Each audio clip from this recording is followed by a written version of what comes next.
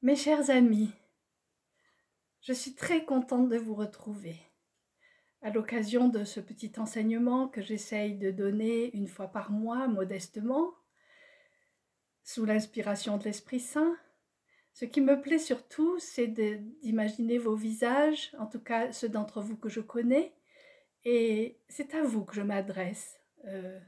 Et je sais votre amour, je sais votre persévérance, je sais votre soutien, et c'est vraiment extraordinaire. Merci d'être là, merci pour votre fidélité, merci à ceux qui se connectent maintenant, merci à ceux qui se connecteront plus tard et qui écouteront cet enseignement. Je demande à l'Esprit Saint justement d'être là au milieu de nous et entre nous, de fortifier les liens d'amour vrai qui existent entre nous. Parce qu'il va s'agir aujourd'hui de déterminer quels sont les liens d'amour qui nous lient les uns aux autres ou personnes de nos entourages ou de nos familles, et de déterminer si ces liens viennent de Dieu ou si ce sont des liens qui se sont installés et qui deviennent néfastes à la longue et même toxiques. Et donc c'est un thème qui me plaît bien, vous qui me connaissez, vous savez déjà comment j'insiste sur ça, sur cette libération, cette différenciation par rapport à l'héritage que nous avons pu recevoir de la part de nos ascendants, de nos parents, de nos éducateurs, etc. Et comment trouver la liberté en Christ, une vraie liberté, de manière à être rendu capable d'aimer comme Dieu aime. Ça nous semble souvent bien difficile. Alors justement, pourquoi est-ce que je veux parler de ça? Alors j'en parle déjà régulièrement. Pourquoi j'en reparle aujourd'hui? C'est parce que ça me semble d'actualité. C'est une actualité dans ma propre vie, c'est d'actualité dans la vie de personnes que j'accompagne ou de personnes que je rencontre, de personnes avec qui je prie, et où c'est comme si cela revenait sur le devant de la scène. Ce problème récurrent, ce problème très important auquel on n'attache justement pas suffisamment d'importance, de ces liens toxiques qui peuvent nous relier à certains membres de nos familles ou d'autres ou d'amis qui ne nous font pas du bien, qui nous empêchent d'être libres. Et c'est quelque chose qui me tient vraiment à cœur, hein, vous le savez. Et je crois que ça tient au cœur au Seigneur. C'est quelque chose d'important.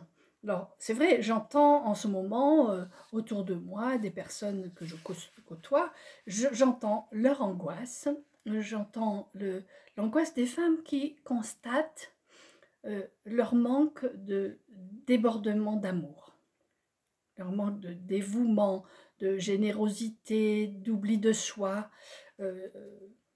Et tout ça, ça ne manque pas de les plonger dans une angoisse de culpabilité très importante. Oui, avec un sentiment qu'on pourrait nommer un sentiment de monstruosité, comme dit Lita Bassé. J'ai prié dernièrement sur plusieurs personnes, sur plusieurs mères, qui étaient dans un tel regret à cause du fait que leurs enfants ne vont pas forcément bien, et un sentiment d'échec dans l'éducation, dans l'amour à donner, qu'elles avaient l'impression qu'elles avaient été de tellement mauvaises mères qu'elles étaient comme des monstres.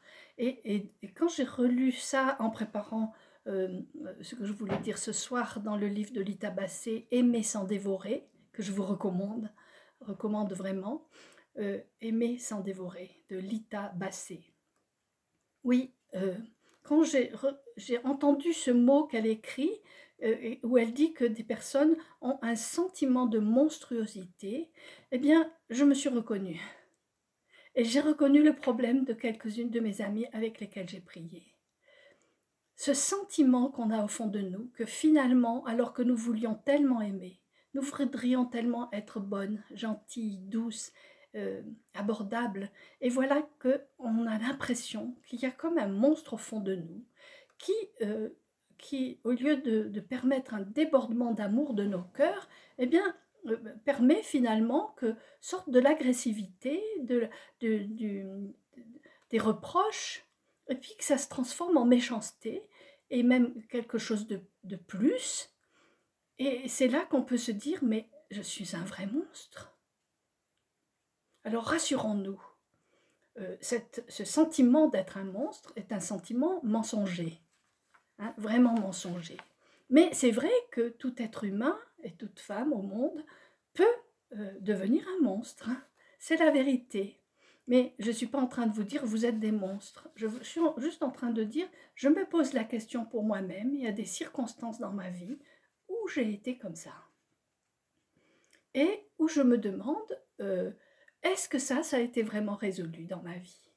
Est-ce que cela, j'ai permis au Seigneur de faire la lumière et de m'en libérer complètement? C'est ce chemin-là que je vous appelle, que je vous propose de suivre avec moi aujourd'hui, de partir comme dans un voyage à la découverte de la source de l'amour qui est en moi. Je crois qu'elle existe, mais je crois qu'elle est cachée. Et qu'elle est cachée par des comportements que je déteste, que je regrette, des choses que je suis capable de faire. Vous voyez, le mois dernier, j'ai parlé de ce dont j'avais le plus peur, c'était le mal que je suis capable de faire. Ça revient là encore. Il me semble que l'Esprit Saint veut insister, en tout cas dans ma vie. Et je voulais le partager avec vous parce que ça me semble tellement, tellement important pour que enfin nous soyons libres d'être heureuses, nous les femmes, mais que les hommes qui nous écoutent aussi puissent reconnaître aussi en eux ces choses qu'ils n'ont pas envie de vivre et qui vivent quand même et qui font que quelquefois on les traite comme s'ils étaient des monstres alors que c'est pas forcément vrai. Quand je pense à ça, tout d'un coup ça me vient, je pense au procès qui a lieu en ce moment là pour le 13 novembre et cet homme qui est jugé et ces hommes qui sont jugés, on en vient à se poser la question, est-ce que c'est des êtres humains ou est-ce que ce sont des monstres? Et ça m'a vraiment interpellée, ces questionnements que les gens se posent. Tout le monde a peur d'être un monstre. Et du coup, ça nous sert, ça nous rend service qu'il y ait des gens qu'on puisse désigner comme des monstres, de manière à ce qu'on puisse dire, eux, ce n'est pas des hommes, nous, nous le sommes. Et je pense qu'aujourd'hui, il faut qu'on prenne juste conscience que bon, ben peut-être que tous nous sommes capables du pire. Et que si nous ne le faisons pas, si nous ne commettons pas le pire, c'est parce que nous sommes bien protégés. Et c'est parce que nous avons déjà commencé à suivre celui qui nous a franchis de la haine, qui, dans sa chair, a tué la haine, toute forme de haine. Je trouve que c'est important dans ce temps où on parle tellement de guerre et où on voit les actes de la guerre et on est effrayé par tout ce que l'homme est capable de faire, mais on peut être effrayé par ce que nous sommes capables de faire aussi. Allons chercher ensemble, si vous voulez bien, entreprenons ce voyage. Et de manière à ce que cette espèce de confusion dans laquelle nous pouvons nous trouver, ou ce qui constitue la pâte de l'amour humain, hein, ce que nous essayons de faire avec notre cœur, avec nos sentiments, avec tout ce que nous essayons de faire pour aimer, eh bien, ça peut être une espèce de mélange, un mélange d'amour, un mélange d'agressivité, un mélange de rejet, de recherche de liens, parce qu'on a tellement peur de vivre seul. Et c'est tout un mélange et ce n'est pas satisfaisant. Nous sentons bien que nos recherches d'amour ne sont pas forcément les bonnes recherches. Enfin, j'espère que vous le sentez avec moi. Alors, oui, nous savons que l'amour authentique existe. Nous le savons, n'est-ce pas? Et nous pouvons le dire, l'amour authentique existe. Et je veux le rencontrer, je veux en vivre et je veux devenir capable d'aimer de manière authentique. C'est ça ce que nous voulons, n'est-ce pas? En tout cas, moi, c'est ce que je veux et je voudrais vous entraîner à ma suite. C'est ma joie de le faire. Oui, nous voudrions que tous les hommes aient accès à l'amour parfait. Nous voudrions. C'est notre désir, mais si nous le voulons, c'est parce que Dieu le veut aussi. Ne l'oublions pas. À un moment où nous avons l'impression que tout va mal. Non, Dieu n'a pas lâché la main. Dieu est là, il est souverain et il poursuit son but. Et il commence à le faire avec nous, personnellement, de nous conduire à travers tout ce terrain marécageux, rocailleux, ou tous ces endroits où on doit passer, où on risque de se perdre. Petit à petit, il voyage avec nous, il nous amène vers ces lieux paisibles. Il nous conduit comme un bon berger vers ces lieux paisibles, au bord des eaux fraîches, pour nous faire reposer. Même si pour y aller, eh bien, il va y avoir des ravins, il va y avoir des dangers de mort. Mais même si je dois passer par la vallée de l'ombre de la mort, je ne crains aucun mal, car tu es là. Tu es là. Le bon berger est là avec nous. Donc ce voyage, nous l'entreprenons ensemble, entre frères et sœurs, mais nous l'entreprenons surtout avec lui et avec l'aide de l'Esprit Saint, qui est celui qui nous rappelle toutes choses. Oui, ce lieu de l'amour, ce lieu de repos, il existe et il se trouve qu'il est vraiment en nous. C'est ça que nous avons de la peine à intégrer parce que nous sommes encore dans une telle haine de nous-mêmes, un rejet de nous-mêmes. Nous sommes toujours encore en train de lutter contre la dépréciation de nous-mêmes, contre les pensées négatives contre nous-mêmes. Surtout, nous ployons sous le fardeau de la culpabilité de ne pas réussir à aimer comme nous voudrions aimer, de ne pas réussir à donner ce que nous voudrions donner. Nous ployons sous ce fardeau. J'ai vu trop de personnes ces derniers temps ployer sous ce fardeau et vivre dans le regret, dans l'impression d'échec de leur vie. Donc, il n'y a pas lieu de faire des efforts pour devenir ces personnes-là. C'est ça qu'il faut qu'on arrive à comprendre. C'est pas, on ne va pas arriver à changer nos cœurs comme cela. Ce qu'il faut faire, c'est se mettre en route avec l'aide de l'Esprit Saint pour aller chercher la source de l'amour et découvrir progressivement que cette source est au fond de nous, même si pour l'atteindre, il faut qu'on traverse certaines zones infernales, encore et encore. Le Seigneur n'a pas fini de nous sauver. En fait, c'est un voyage vers notre devenir en Christ. Bon, c'est la bonne nouvelle du salut, ça. Hein, c'est le Seigneur qui nous a rachetés à grand prix, au prix de sa vie, et qui veut faire de nous des frères et sœurs, faire de nous des personnes adoptables par Dieu, devenir des vrais fils de Dieu à part entière et donc capables d'être comme lui. Donc c'est l'Esprit Saint, vous l'avez compris, qui nous invite et nous conduit sur ce chemin. Marcher avec l'Esprit Saint, quelquefois on se dit qu'est-ce que ça veut dire marcher dans l'Esprit, comment on fait pour marcher dans l'Esprit? Ben, c'est le suivre tout simplement pour aller chercher cette source et progressivement nous allons voir qu'il le fait vraiment. Parce qu'il faut qu'on ait cette certitude que Dieu, le Père, nous a créés avec cette capacité d'amour qui est la sienne. On a cette capacité d'amour-là. Quand il nous a créés, il a été très satisfait de sa création. Il a dit cela est très bon et nous allons en être satisfaits avec lui, même si tous ces derniers temps, nous avons eu tendance à dire mais pourquoi Dieu m'a créé comme ça? Pourquoi Dieu a créé les hommes comme ça? Pourquoi est-ce qu'il a entrepris de mettre des hommes sur la terre et de les laisser s'entretuer?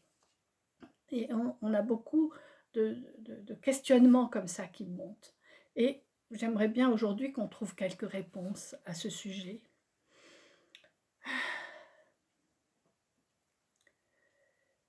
Il a pris le risque.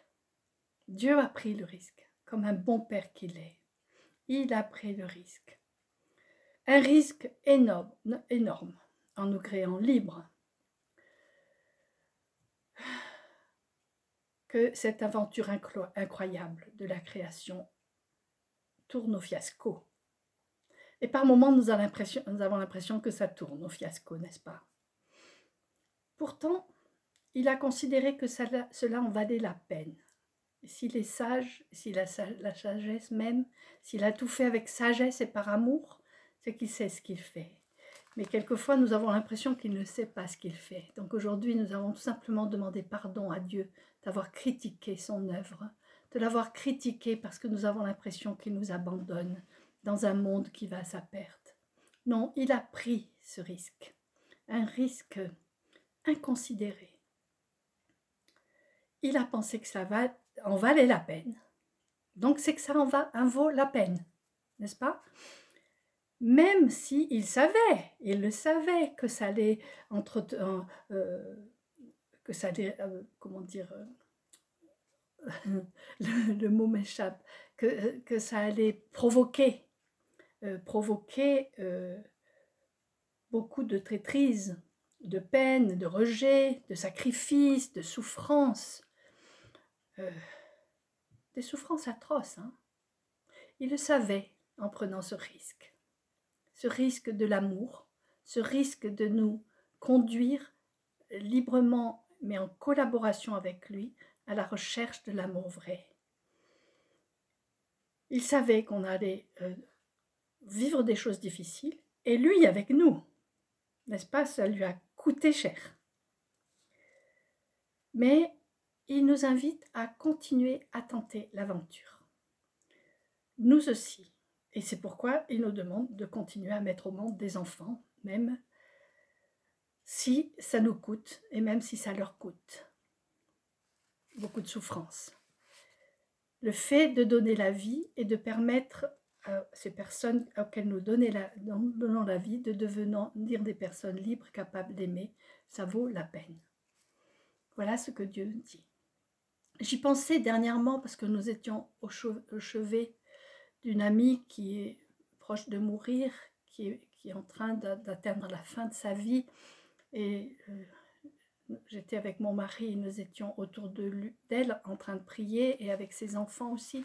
Et la question à ce moment-là se pose, cette femme souffre beaucoup avant la mort. C'est une chose difficile, les enfants souffrent autour. Ce sont des adultes hein, déjà, mais quand même. Et ces questions se posent, on en a parlé ensemble et tout ça. Est-ce que ça valait tellement la peine une telle vie? Très difficile, cette femme qui a été veuve, qui a élevé ses 5 enfants toute seule, et qui a tellement souffert et qui maintenant meurt d'une maladie grave. Alors, c'est terrible de savoir qu'elle a une vie tellement pleine de souffrance, mais en même temps, elle était remplie de foi dans le fait que ça valait la peine de vivre. Elle avait cette confiance en Dieu, même si elle était, comme beaucoup de mères, très anxieuse et protectrice, surprotectrice, contrôleuse. Et on peut se reconnaître là-dedans. Mais vers la fin de sa vie, là, en priant pour elle, on lui disait, tu peux lâcher. Lâche toute forme de culpabilité et de regret. Et va vers ta récompense. La récompense de tous ces efforts que tu as faits, quelquefois inutilement, quelquefois utilement. Dieu seul le sait.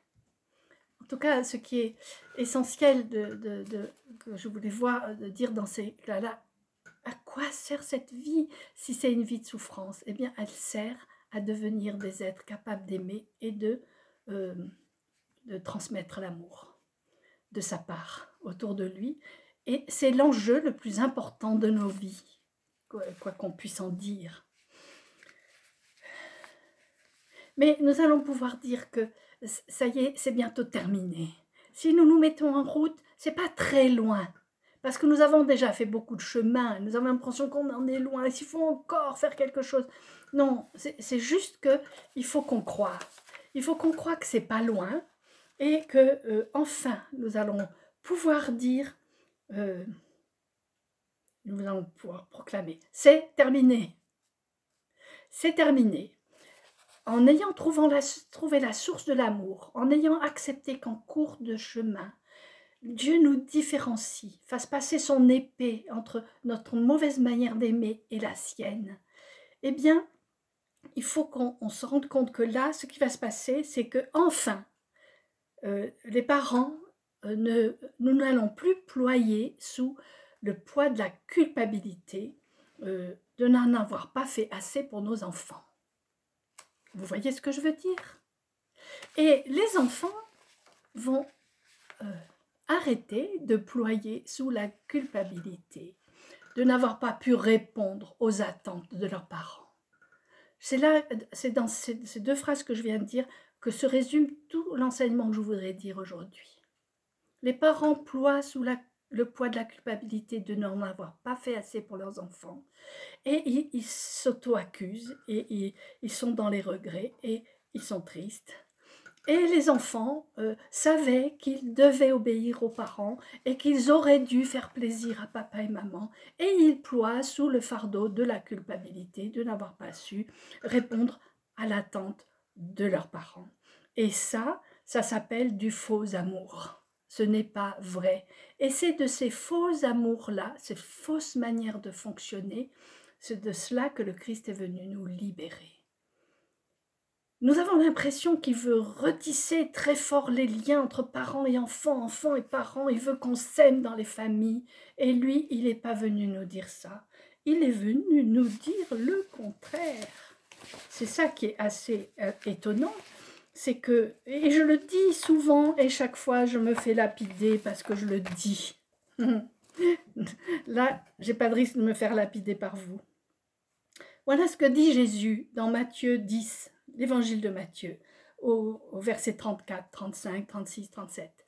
Il dit « Ne vous figurez pas que je sois venu jeter la paix sur la terre. » Jeter la paix, je tombe. Est-ce que nous aimerions tant que la paix vienne? Je ne suis pas venu jeter la paix sur la terre. Je suis venu séparer l'humain de son père et la fille de sa mère et la belle-fille de sa belle-mère, et les ennemis de l'humain, c'est-à-dire de la dame, de celui qui est un être humain, les ennemis de l'humain, ce sont les gens de sa maison. Et Jésus dit que c'est lui qui est venu faire ça, qu'il est venu jeter l'épée. Il jette l'épée, cette épée à deux tranchants, qui fait souffrir d'un côté comme de l'autre. Et ou comme dans l'accouchement, la séparation de l'enfant avec sa mère est très douloureuse pour la mère et pour l'enfant. Et tous les deux en souffrent, mais c'est quelque chose de vital qu'ils soient séparés. Alors, autant on accepte cela pour la naissance, et on dit, bah oui, c'est inévitable, même si on essaye de faire des accouchements sans douleur et avec anesthésie, etc. Ça n'empêche que la souffrance est là, ne serait-ce que la souffrance morale d'une mère qui a de la peine à se séparer de la complétude de son ventre, qui va redevenir vide, et l'enfant qui va devoir se séparer d'une fusion extraordinaire avec sa mère. Et où toute sa vie, il faudra qu'il accepte de se séparer de sa mère pour pouvoir vivre librement, vivre libre. Alors voilà où on en est. Le Seigneur vient dénoncer des fausses manières d'aimer. Et j'insiste tout le temps là-dessus, et je veux vraiment me remettre en question, moi aussi, sur ces fausses manières d'aimer, parce qu'on a des habitudes, et on a l'impression que c'est très important que les parents puissent vraiment se faire du souci pour leurs enfants, ne plus dormir la nuit, montrer qu'ils les aiment, faire tout leur possible pour eux. Et les enfants sont tout le temps en train de vouloir penser aux parents, leur téléphoner, voir comment ça va. Et la fête des mères au milieu est quelque chose d'assez terrible. Bon, ça, beaucoup diront, c'est le dada d'Anne Merlot. Oui. Le Seigneur ne nous a pas mis comme objectif d'être des bonnes mères ou des bons pères. Il nous a donné pour objectif d'être capable d'aimer. Être un bon père ou une bonne mère, c'est d'aimer de la bonne manière. Et non pas d'une manière dévoreuse. Et non pas d'une manière surprotectrice. Ou alors d'une manière trop laxiste. Par peur de ne plus être aimé par ses enfants. Il y a des choses qu'il faut ajuster. Il faudra que vous retrouviez tout ça dans mon livre Maman lâche-moi de Anne Merlot aux éditions première partie, mon livre Maman lâche-moi où j'explique en détail ces difficultés que nous avons à vivre d'une manière vraie, à aimer de la bonne manière. Et c'est quelque chose qui me semble absolument primordial de retravailler. si vous êtes d'accord avec moi. Alors, le Saint-Esprit, il est là, et il est là pour nous aider à nous séparer de ce dont nous avons à nous séparer. Et nous devons nous séparer de toute forme de fusion, de toute forme d'idolâtrie avec les membres de notre famille, particulièrement avec nos parents. Mais il faut qu'on comprenne qu'il y a une urgence là, c'est quelque chose d'important et qu'il ne faut pas s'endormir sur nos lauriers, il faut continuer, il faut avancer jusqu'à ce qu'on puisse réellement aller trouver cette source d'amour au fond de nous. Donc nous allons apprendre tout au long du voyage vers cette source, nous allons apprendre le processus de séparation indispensable, donc des deuils successifs à vivre. C'est quelque chose qui est très difficile. Pour une mère de lâcher prise ses enfants qui s'en vont alors qu'elle a passé tant d'années à se sacrifier à fond, à tout donner, à ne penser qu'à eux, et tout d'un coup ils s'en vont, ils ne pensent plus à elle, et elle est complètement désemparée. Et elle a l'impression qu'elle a tout raté. Et tout ça c'est faux, c'est juste le déroulement normal des choses. Et c'est important que l'éducation d'un enfant passe par, depuis le départ, l'objectif de faire en sorte qu'il puisse se débrouiller tout seul. Sans nous. Et ça c'est dur d'accepter qu'il n'ait plus besoin de nous. On a toujours une bonne raison de penser qu'ils ont besoin de nous et on va chercher des raisons et on va essayer de leur porter secours parce qu'ils en ont besoin. C'est quelque chose de terrible, absolument terrible. On croit que c'est normal, que c'est très bien, que c'est ça l'amour. Eh bien, c'est pas de l'amour, c'est un amour à revers de haine. C'est de l'amour possessif, c'est ce que Lita Batsé appelle l'amour dévoreur. Et on prend ainsi la vie de ceux qu'on veut aimer, au lieu de leur communiquer la vie. Et ça, ce sont des choses auxquelles il faut absolument attacher de l'importance, même si, quand je vous dis non, vous n'avez pas su aimer vos enfants, vous allez dire « mais avec tout ce que j'ai fait pour lui », ben justement, l'excuse de dire « je me suis donné, il est toute ma vie, j'ai tant fait pour lui », c'est quelque chose qui est mortifère. Non, ce n'est pas de l'amour. L'amour consiste à dire à l'enfant rends-toi compte de l'importance de ta vie, tu peux te débrouiller, tu peux y arriver et tu as en toi tout ce qu'il faut pour vivre et pour aimer. Et tu n'as plus besoin de moi pour cela. Et ça, c'est... Voilà. Alors, nous le proclamons, c'est terminé ça. Hein? On ne va plus ployer sous ce fardeau de culpabilité, ni les uns ni les autres. Après, il faut qu'on ait conscience que quand Dieu nous demande d'aimer, parce que c'est ça, il nous demande, hein, mais comment il nous le demande? Il demande en parlant en hébreu.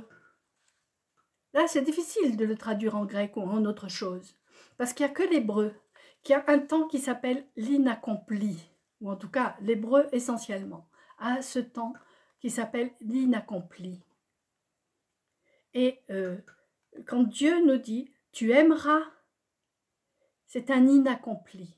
Ça veut dire que tu es en route vers l'amour, que tu es en chemin vers l'amour, mais ce n'est pas un ordre, aime tout de suite. Et nous, on a cru ça et on ploie sous la culpabilité. Et quand une mère veut aimer son enfant, elle se dit ben, j'y arriverai peut-être. Ou dans le couple, eh ben, je ne te fais pas la promesse de t'aimer, j'essaierai de t'aimer. C'est ça qu'il faut se faire comme promesse. Je voudrais y arriver, je sais que je suis en chemin pour, mais je ne suis pas sûre de parcourir le chemin comme il faut et d'y arriver. Et c'est pour ça que, voilà, c'est comme une promesse. Lita Batsé, elle dit que tout amour porte la marque de l'inaccompli. Et ça, c'est normal. C'est normal que ça porte la marque de l'inaccompli, mais ça doit nous pousser à toujours chercher plus loin. Donc, c'est un voyage d'exploration que nous faisons ensemble pour trouver la source de l'amour en nous. C'est une orientation vers l'amour. Ça, c'est tellement important. Quand on est en train de chercher comment on va s'orienter, vers quel genre on va s'orienter, vers quelle identité sexuelle on pourrait choisir ou pas, la question c'est, je m'oriente vers la source de l'amour véritable. Et l'amour véritable, pas l'amour dont on parle actuellement, et comme on en parle actuellement, où les gens sont pris de passion les uns pour les autres, et cette passion se transforme en haine, et les mariages durent 3 ans, et guère plus, après avoir connu un amour passionné. Non, ce que le Seigneur veut, c'est qu'on aille chercher en nous la capacité à aimer, et cette capacité, elle est là, mais nous n'y avons pas encore accès, pour la plupart d'entre nous, en tout cas, pour moi, c'est encore très difficile. Et je dis ça pour vous encourager, pas pour vous décourager, hein, au contraire. Donc, une des premières choses qu'il va falloir faire, c'est faire un constat de notre échec à aimer. Et ça, c'est primordial, de pouvoir dire, j'ai essayé de toutes mes forces, j'ai cru y être arrivé, je me suis donné à fond, j'ai mis toutes mes forces, et je croyais y être parvenue, et finalement, je me rends compte, dans les réactions de mes enfants, que c'est pas du tout ça. Nous-mêmes, si nous réfléchissons, je demandais à un groupe de femmes l'autre jour, parmi vous, laquelle parmi vous peut me dire qu'elle n'a pas de problème avec sa mère? Et aucune n'a pu dire que j'ai pas de problème avec ma mère. Nous en avons toutes. Nous avons tous eu une mère et nous avons tous eu des problèmes avec notre mère. Nous avons des problèmes parce qu'elle n'a pas su nous aimer comme nous aurions voulu qu'elle nous aime. Et nous sommes encore dans ce sentiment de frustration, à la recherche de l'amour de maman que nous voulons parfait. Mais c'est une mauvaise recherche. Dieu seul peut nous donner l'amour dont nous avons besoin. Heureusement que nos mères n'ont pas pu nous le donner parce que c'est la place de Dieu. Tout ce qu'on demande aux mères, c'est pas d'aimer parfaitement leurs enfants comme on le dit dans le monde actuellement, c'est-à-dire en se faisant beaucoup de soucis et en se donnant à fond. Non. L'amour rend heureux, l'amour rend paisible, l'amour rend joyeux, et ce dont nos enfants ont besoin, c'est de paix, c'est de joie, c'est d'amour de la vie. C'est ça qui est tellement important. Alors, le temps passe très vite et donc je me rends compte qu'il faut que j'arrête bientôt. Je voulais juste qu'on se mette en route ensemble, n'est-ce pas, pour aller à la recherche de celui qui est l'amour. Et qu'il faut qu'on considère que ce que Dieu veut, le fait qu'il veuille faire ce travail de séparation, et il n'est pas venu pour condamner nos amours qui sont incomplets, qui sont pas vraiment à son image et qui sont finalement toxiques. Il ne condamne pas ça, il n'est pas en train de nous dire « Ah, c'était nul ». Non, il est en train de nous dire tout simplement que ce travail de l'épée dans nos vies est en réalité une bénédiction. Une bénédiction et pas une catastrophe comme nous pourrions avoir tendance à le croire. Non, quand Dieu ne nous demande pas d'aimer nos parents, mais de les honorer, à aucun moment il dit « aime tes parents, aime ton père et ta mère ». Mais dans l'église et partout, on a dit que c'était une obligation et que la famille passait avant tout. Et on en a fait une idole qui nous a détruits pour la plupart d'entre nous. Et ça, c'est quelque chose de terrible. Alors que honorer ses parents, c'est juste reconnaître ce qu'ils sont, comme ils sont, et d'enlever le poids de culpabilité qu'on a sur nous pour le remettre sur eux s'il y a besoin. Arrêter de se croire coupable de ce qui arrive aux parents et de leur tristesse. Arrêter les parents de se croire coupables de ce qui arrive aux enfants et de leur tristesse. Non, nous allons remettre la culpabilité au bon endroit, c'est-à-dire sur le Christ qui nous a dit qu'il n'y a plus de condamnation pour ceux qui sont en Jésus-Christ. Plus de condamnation. Alors, ça suffit. Ça suffit de ployer sous la condamnation et sous la culpabilité. Maintenant, nous allons avec joie nous séparer de ces faux amours, nous rendre compte que c'est une bonne nouvelle, que c'est une délivrance et que nous allons enfin pouvoir avoir accès à l'amour vrai et que cette découverte de l'amour vrai, la découverte de la source, va nous conduire à une joie extraordinaire, vraiment extraordinaire. Donc je vous souhaite, je nous souhaite d'aller ensemble à la découverte de cette source d'amour. Seule chose à faire dans notre monde où tout le monde se déchire, où tout le monde est déçu de tout le monde, où quand même on essaye d'espérer et on attend encore qu'enfin quelqu'un nous comprenne et nous sorte de notre solitude. Non, Dieu ne nous sort pas de notre solitude, il nous y met encore plus en nous séparant des personnes toxiques, mais dans cette solitude, il se montre. Il est là, il nous comble et il nous donne tout ce dont nous avons besoin pour vivre et pour aimer. Voilà, creusons profond, creusons avec l'aide de l'Esprit Saint, qui est le seul vrai psychiatre qui ose aller au fond de nos enfers. Là où nous avons caché des choses, là où nous avons mis des choses que nous n'aimons pas voir, surtout ce qu'il y a de violent en nous, ce qui est rempli de haine, ce qui ne veut pas pardonner en nous. Tout ça qui fait de nous des personnes quand même toxiques. Et allons, osons y aller avec l'Esprit Saint, laissons-le mettre en lumière ces choses, parce que c'est sous ces choses que se trouve la source de l'amour. Donc nous allons creuser jusqu'à ce que l'eau apparaisse et coule, et que cette eau puisse couler à travers nous. Ah, il me tarde de m'y désaltérer, n'est-ce pas? Oui, mais ça a un prix. Il faut juste qu'on comprenne que cela a un prix et qu'il faut consentir aux souffrances liées à la différenciation. On va s'exposer justement à la solitude qui va en découler et savoir que si nous continuons à entretenir des liens toxiques avec nos proches, c'est trop souvent par peur de la solitude et il ne faut plus qu'on ait peur de la solitude parce qu'il vaut mieux couper ces liens négatifs et créer d'autres liens, particulièrement avec le Seigneur et avec des frères et sœurs en Christ qui ont appris à aimer de la bonne manière. Sinon, nous serons tout le temps comme des mendiants, traînant notre frustration dans la plainte. Non, devenons pour les autres des personnes nouvelles, capables de transmettre l'amour que nous avons trouvé. Et là, il va falloir s'y installer, dans ce lieu paisible où demeure Dieu. Et savoir que c'est tellement important. Alors, je vais vous lire juste une chose, et puis je vous laisse, même si je dépasse un peu le temps. C'est quelque chose que j'ai écrit dans mon livre « Maman, lâche-moi », à la page 212, c'est-à-dire à la fin du livre.